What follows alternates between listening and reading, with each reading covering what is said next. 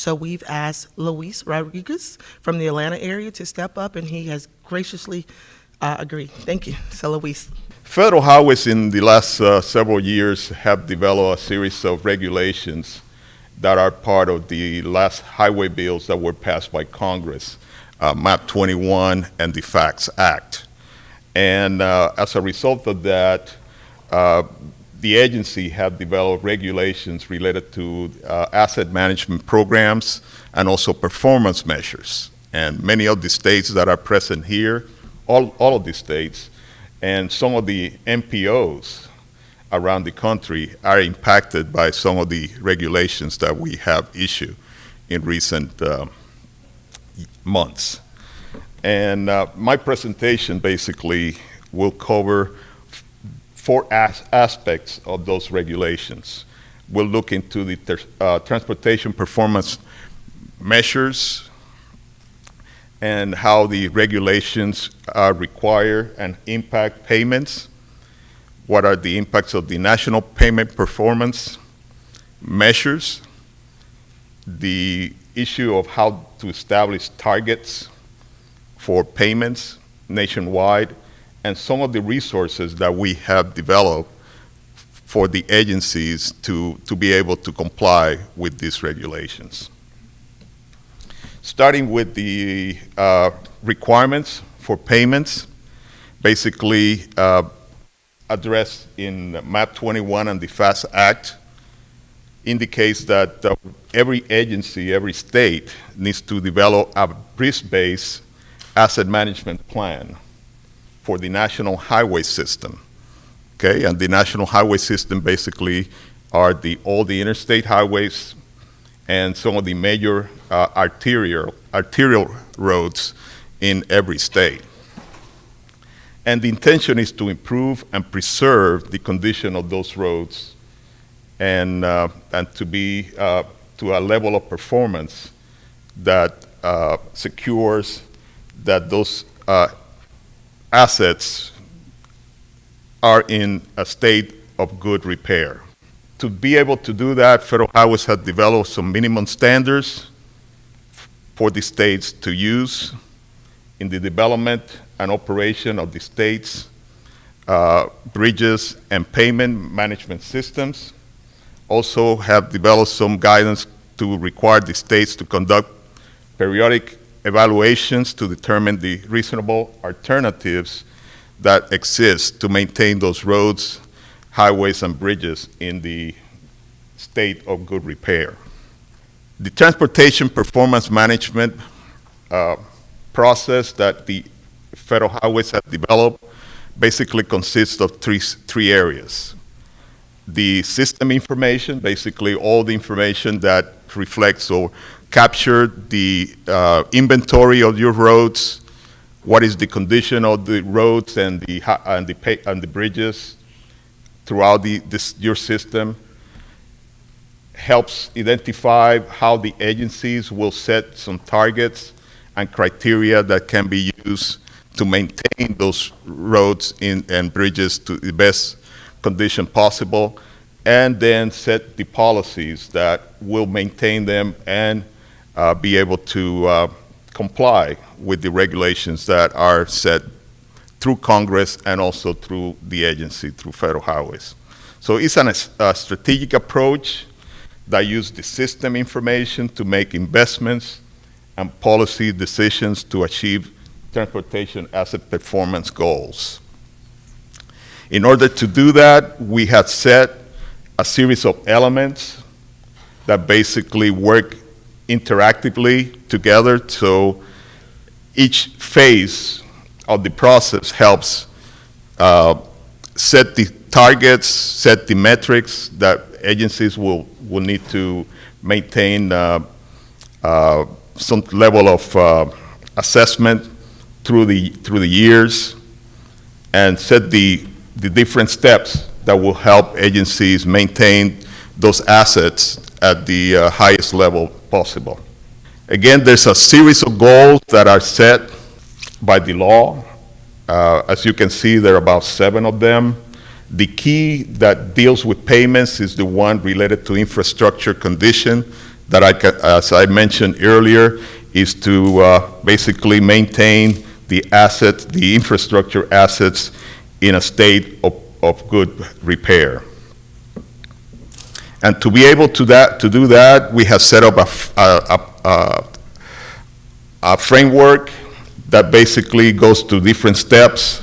As you can see, comes from the laws that were set by Congress, through the national measures that are set by the US DOT, goes on to apply to the states and the MPOs, where they set the targets and develop the track measures for each one of those performance areas.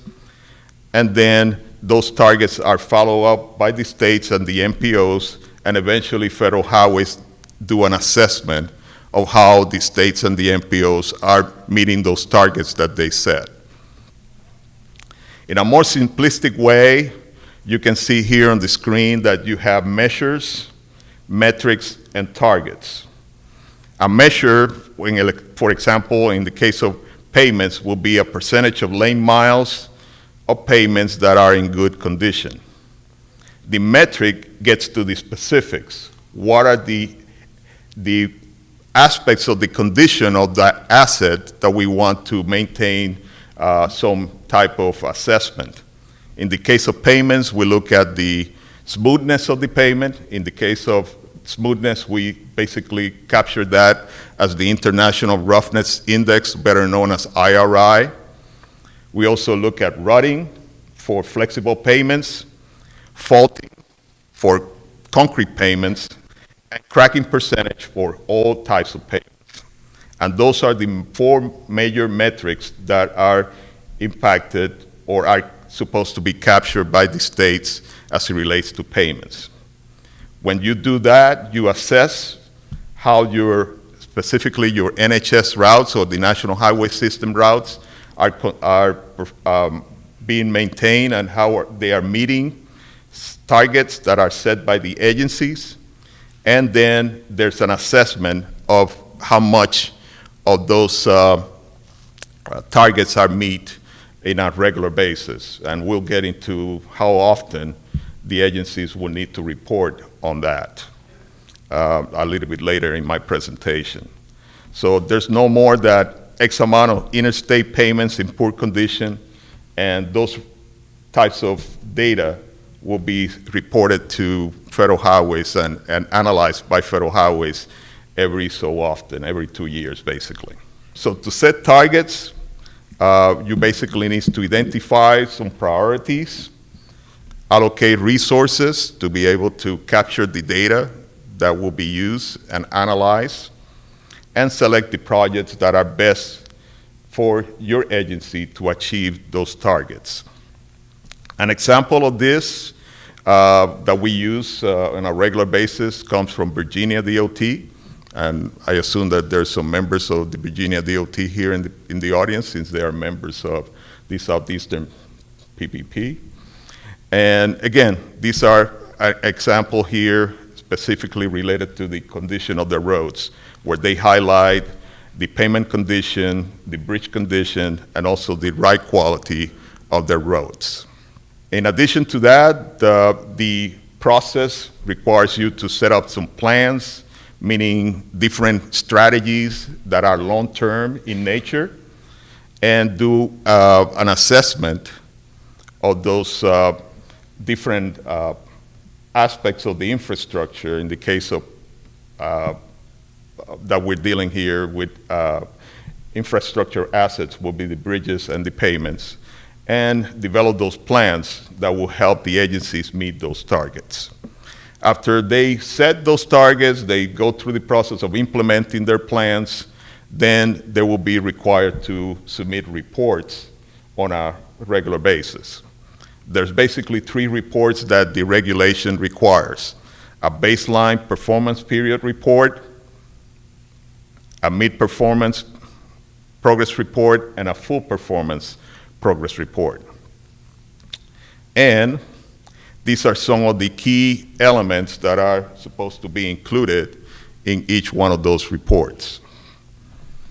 So the baseline basically sets the 2-year targets 4-year targets, basic for targets, baseline conditions, and tied to other plans that the agency may be putting in place.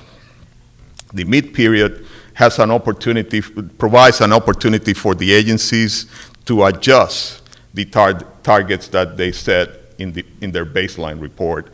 And then the full period report, that is at the 4-year, at the end of the 4-year cycle, it requires them to report on what their progress was at the end of those 4 years.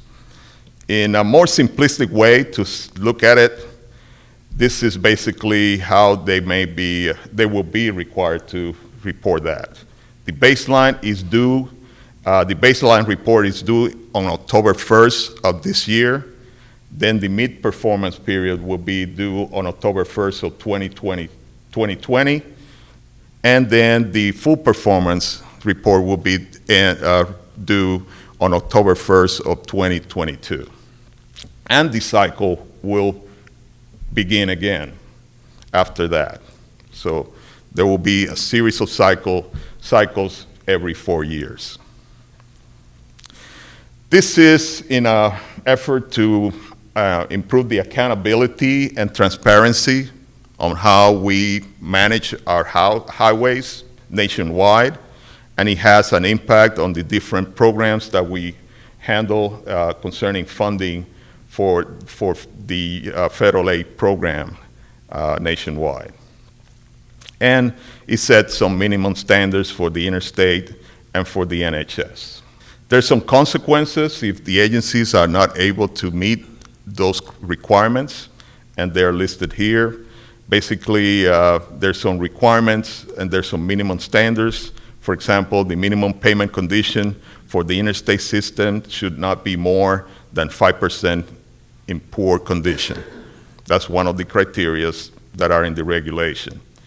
FHWA will assess the condition annually, the condition of the roads annually, using the data that is submitted by the agencies through the Highway Performance Monitoring System, or better known as HPMS system. And the deadline that we have set for that is June 15 of every year. And if the agencies don't meet that minimum requirements, then their funding obligation will be restricted, and they will need to comply with the regulation in order to reestablish their level of funding for their highway program.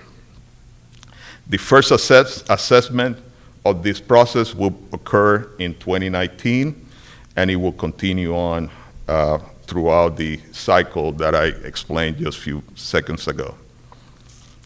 When it comes to national performance measures, we have set different standards or set goals for the interstate and non-interstate NHS routes, and it's based on percent of good and percent of poor. And this information, again, will be reported through our National Highway Performance Measure System, HPMS, and the system will determine what is the percent of good and percent of poor that every agency will has in the interstate and the non-interstate NHS routes in their state. In order to do that, the regulation basically established some minimum standards that the agencies will need to comply with concerning their payment management systems and also the bridge management systems. And these are some of the key elements that the regulation includes, where there's several aspects of the management systems that they need to comply with. Again, as I mentioned, one of the key elements that we use is the HPMS process. Many of you may be familiar with it. There's some guidance that are available online that explains some of the aspects of the Highway Performance Monitoring System. And I encourage you to, at your leisure, look at the requirements that are included in the, for the HPMS. Some of the key elements or metrics that the agencies will need to collect are basically roughness, as I mentioned, based on IRI, rutting for asphalt pavements, cracking for all types of pavements, and faulting for concrete pavements. In addition to that, there may be cases where NHS routes are posted for less than 40 miles per hour speed limit, and in that case, agencies have the option of conducting a present serviceability rating that is more of a visual, subjective approach to assess the condition of those routes. When you determine the condition of those sections on the NHS routes, there's different combinations of metrics that will be used to assess the how good or fair or poor are those routes.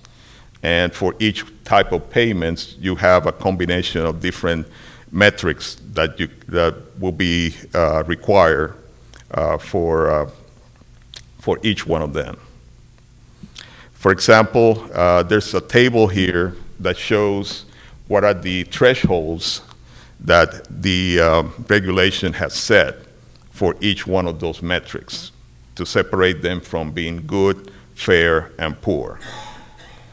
For example, for IRI, anything that has IRI of 95 or less will be considered good. Between 95 and 170 inches per mile will be considered fair. And for more than 170 inches per mile, those types of roads will be considered poor. And again, for rutting, faulting, and cracking, also there's, as you can see, there's different thresholds and criteria that is set by the regulation. Using that information, then, the agencies will submit that data to the HPMS system. The HPMS system have established a process where they will identify what are the percent of good, fair, and poor, and how they will rate each element or each section of their highway system, of their NHS system. And it will be based on the criteria that you see here. For example, for asphalt and jointed concrete, all the metrics that relate to asphalt and jointed concrete will need to be considered good in order for that section of road to be rated as good. And for poor, anything that has more than 2 or more metrics that are rated poor, they will also be rated poor. Using an example to illustrate this, we have an asphalt surface that is on the interstate that has an IRI of 180 inches per mile. Based on the criteria for that, that particular metric will be considered poor. If the cracking is 7%, based on the criteria that I showed you just a few seconds ago, that particular metric will be considered fair. And for rutting, 0.3 inches of rutting will be considered fair. And based on that combination of those 3 factors, then the overall rating for that route or that particular section of NHS will be considered fair. And on, the system will determine that rating for each one of the sections that we have or every state has on their national highway system. Obviously, to be able to do that, you need to have good data.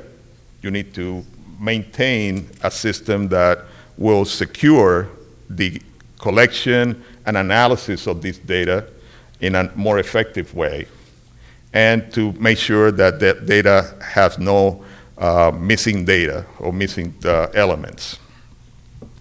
So in order to help with that, the agency also have required that every state develop a data quality management plan that includes these 5 elements that you see on the screen. The intention is that every agency will be able to get a better assessment of how good is the equipment or the personnel that is being used to collect this data, how they develop some type of quality control process that helps assess how good the entire data collection system is developed. Also, look at some different aspects of sampling, statistical analysis to assess the reliability of the data, and then how they will be able to identify any errors or problems that they may have, and also look at solutions to those problems, and also set the acceptance standards that they will select and accept the data that they eventually will submit to federal highways. The data quality management plan also will basically have some requirements. One of the key aspects of it is that every state needs to submit that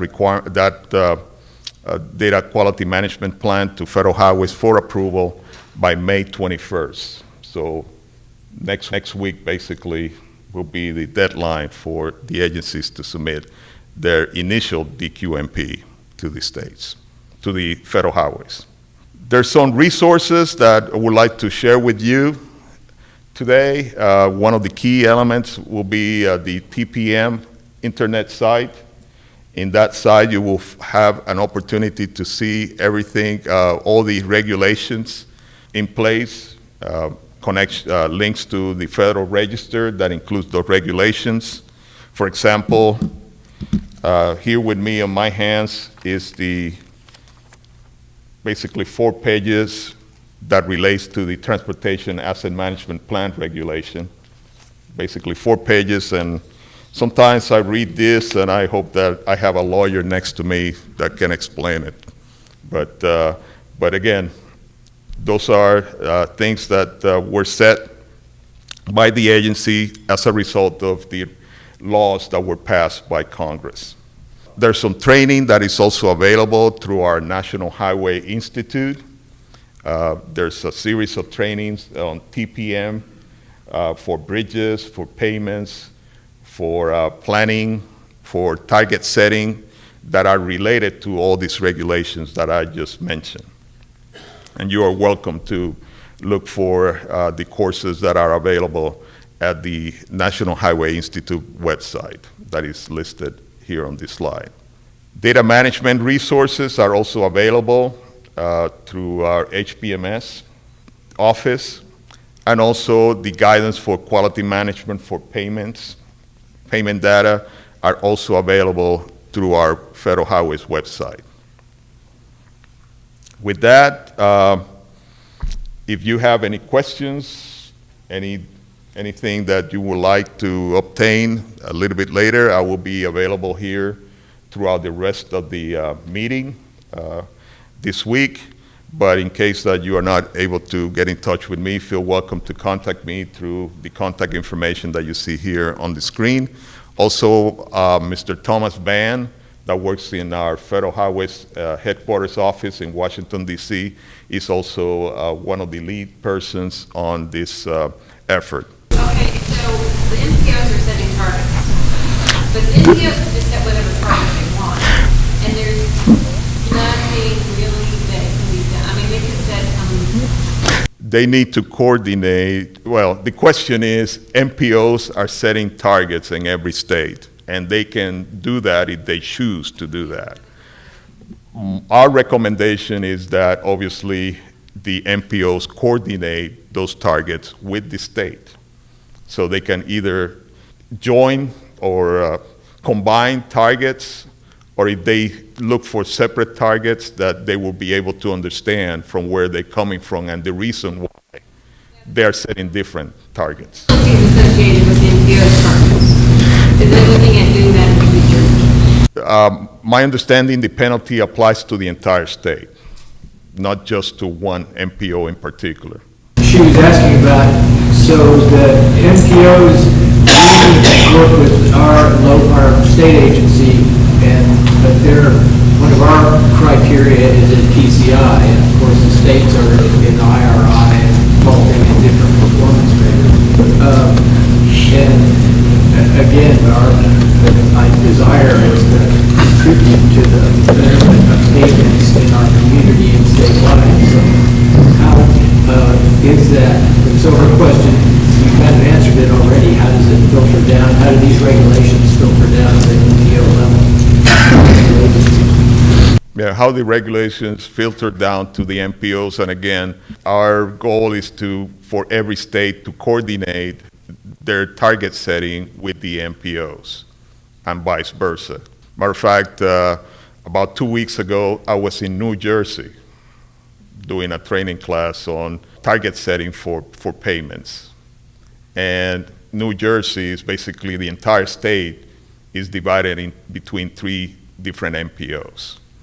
So they are working together with the state DOT in New Jersey to coordinate the targets that they will include in their submittal to federal highways. And they will be dealing with the issues related to how to assess the condition of their assets, using PCI, using PSR, using these metrics that I mentioned here, rotting, cracking, and faulting.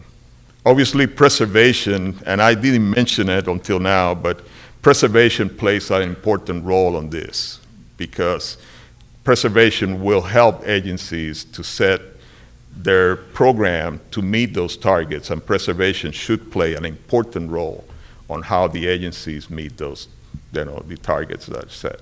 Thank you so much.